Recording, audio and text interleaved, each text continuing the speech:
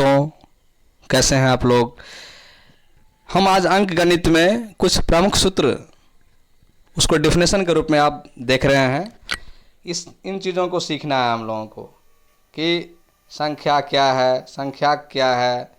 इस तरह से बहुत सारे चीज़ सीखेंगे हम दोस्तों। नंबर सिस्टम के बारे में हम लोग अध्ययन करेंगे कि नंबर सिस्टम में क्या क्या अध्ययन करना है। तो देखते हैं नेक्स्ट, संख्याएं एक अंदाज है दोस्तों। क्या है? एक आइडिया है जो प्रश्नों के उत्तर को निर्देशित करते हैं कि किसी समूह में कितनी वस्तुएं हैं। संख्याओं को हम जनरली बचपन से ही सीखते आ रहे हैं कि 1 2 3 4 5 6 7 8 9 ऐसे करके बोलते हैं, जिसमें जीरो को भी शामिल कर लेने पर यह इन चीज़ों का सेट हो जाता है, एक अंक बन जाता है। 1 2 3 4 5 6 7 8 9 और 0, ये सब क्या है दोस्तों? एक संख्या का डिजिट हो गया। 10 अंक होते हैं, ये सब अंक हैं दोस्तों। और इन्हीं के द्वारा जो है गणित में सभी अंकों को, संख्याओं को व्यक्त किया जाता है। इनमें से 0 को असार्थक संख्या कहा जाता है और शेष 9 को सार्थक सिग्निफिकेंट अंक कहते हैं। तो शायद ये बात क्लियर हो गई कि इनसिग्निफिकेंट 0 को कहा जाता है और सभी सिग्निफिकेंट 1 2 0 को छोड़ के 3 4 5 6 7 8 और 9 है दोस्तों।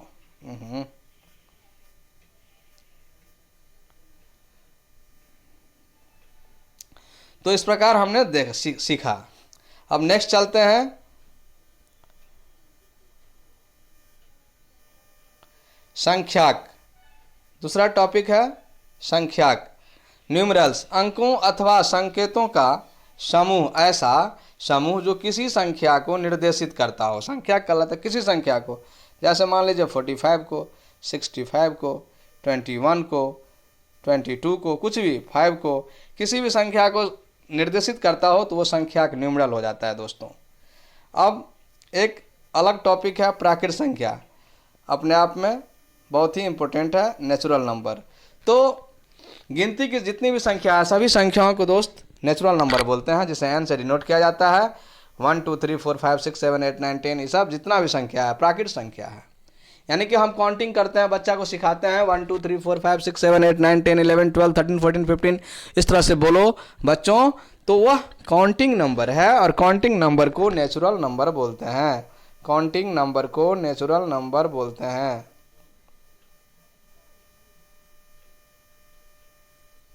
तो इस प्रकार से हम नेचुरल नंबर को जान गए। नेचुरल नंबर जो है, सबसे छोटा नेचुरल नंबर 1 होता है और सबसे बड़ा नेचुरल नंबर अनंत होता है दोस्तों। सबसे बड़ा नेचुरल नंबर अनंत संख्या हुआ, जिसको हम इस तरह से लिखते हैं। अपरिभाषित भी इसको बोलते हैं, अनंत भी बोलते हैं, अनंत भी बोलते हैं और अपरिभाषित भी इसको बोलते हैं।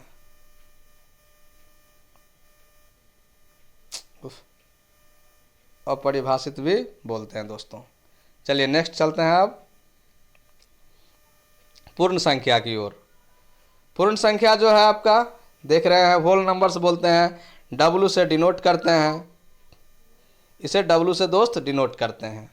और शून्य के साथ सभी प्राकृत संख्याओं के समुच्चय को जब मिला देंगे तो वो होल नंबर हो जाएगा, पूर्ण संख्या हो जाएगा, जिसे W से सूचित किया जाता है। जैसे W बराबर हम एक सेट लिख लिए हैं, 0 1 2 3 4 5 6 7 8 इन्फिनिट तक।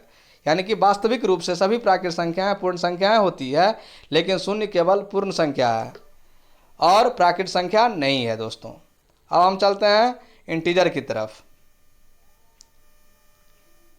ये इंटीजर जो है दोस्तों बड़ा ही इंटरेस्टिंग चीज़ है। तो संख्या जैसे कि -10, -10, -10, -9, -8 etc, ये सब क्या है? इंटीजर है, नेगेटिव इंटीजर हुआ।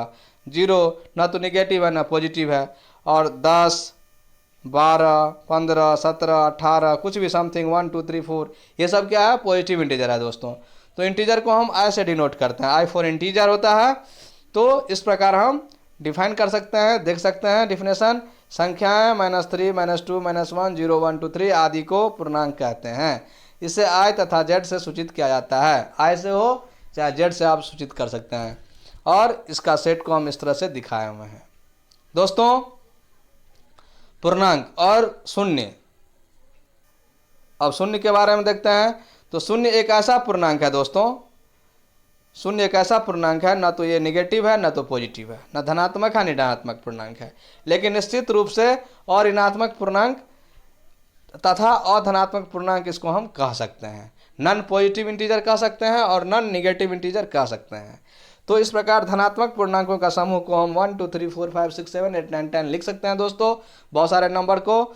और ऋणात्मक जो नंबर है, ऋणात्मक जो नंबर है दोस्तों, ऋणात्मक नंबर को हम निगेटिव में ले सकते हैं, -1 2 3 -1 -2 -3 -4 इस प्रकार से। और अऋणात्मक का बात होता है तो 0 को शामिल करते हुए सभी धनात्मक संख्या को ले सकते हैं, 0 1 2 3 4 5 6 7 का समूह। और अधनात्मक संख्या लेंगे तो 0 को शामिल करते हुए निगेटिव संख्याओं को ले लेंगे दोस्तों, 0 -1 -2 -3 -4 डॉट डॉट डॉट डॉट, ये सारा बहुत सारा संख्याएं हैं।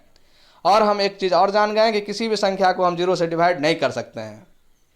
ठीक है दोस्तों, यानी किसी भी 0 को हम किसी संख्या से डिवाइड कर सकते हैं, 5 से डिवाइड कर सकते हैं, 5 को 0 बार भागना तो 0 हो जाएगा।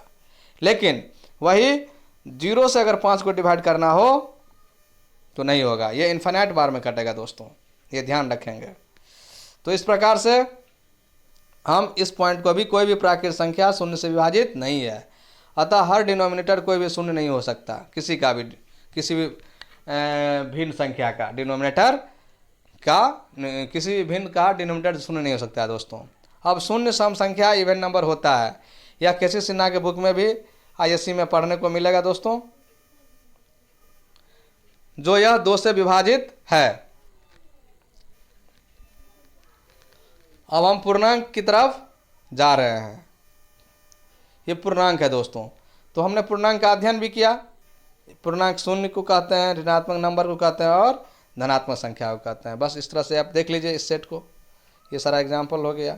आप अपने मन से भी एग्जाम्पल बहुत सारा लिख सकते हैं दोस्तों। अब रूट संख्या की ओर चलते हैं।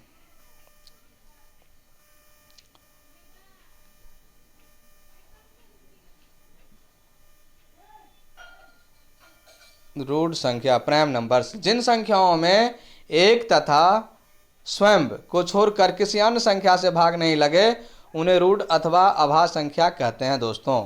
जिन संख्याओं में एक तथा स्वयं को छोड़कर किसी अन्य संख्या से भाग नहीं लगता हो उन्हें रूट संख्या अथवा अभाज्य संख्या कहते हैं दोस्तों।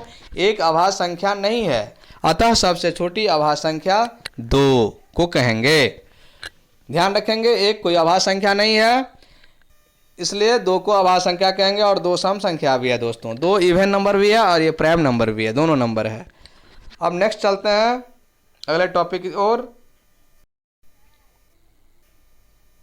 तो दोस्तों मैं बता रहा था कि अभाज्य संख्याएं, तो 2 या 2 से अधिक वे प्राकृत संख्याएं जिनमें एक के अतिरिक्त कोई भी उभयनिष्ठ गुणनखंड नहीं हो।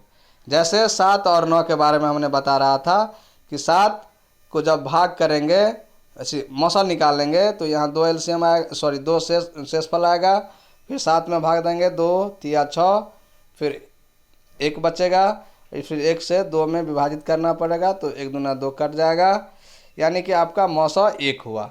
यानी अगर 2 संख्याओं का या 2 से अधिक वे प्राकृत संख्या जिनमें एक के अतिरिक्त कोई भी उभयनिष्ठ गुणनखंड नहीं हो या उनका मौसा 1 हो तो उन 2 संख्याओं को सहअभाज्य संख्या कहते हैं। यानी कि अभाज्य संख्या का गुण थोड़ा सा है लेकिन वह सहअभाज्य संख्या कहलाएगी। नेक्स्ट चलते हैं, ट्विन्स प्राइम नंबर, जुड़वां अभाज्य संख्या।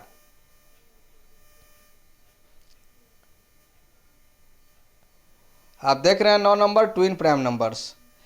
तो अभाज्य संख्याओं के ऐसे युग्म जिनका अंतर 2 हो, जिनका अंतर 2 हो, जैसे 3 और 5, ये 3 5 का अंतर 5 में से 3 गया 2 हो गया, 11 और 13, 11 और 13 का अंतर हो गया 2, फिर से 17 और 19। इस तरह से दोस्त आप और भी एग्जाम्पल को ढूंढ सकते हैं, बना सकते हैं। इन्हें जुड़वां अभाज्य संख्या कहेंगे। अभाज्य संख्याओं के ऐसे युग्म जिनका अंतर क्या हो, 2 हो, यानी 2 लगातार ऐसे अभाज्य संख्या जिनका, लगातार का मतलब हुआ कि लगातार तो नंबर नहीं होगा, लेकिन 3 के 5, 3 के बाद में 4 अभाज्य संख्या नहीं है दोस्तों, तो 5 अभाज्य संख्या है, यानी 3 और 5 अभाज्य संख्या है। हाँ, जैसे 11 के बाद 13 अभाज्य संख्या है, हाँ 17 के बाद 19 अभाज्य संख्या है। तो इस प्रकार से 2 अभाज्य संख्याओं का यदि अंतर 2 होता है तो उन्हें ही जुड़वां अभाज्य संख्या कहते हैं।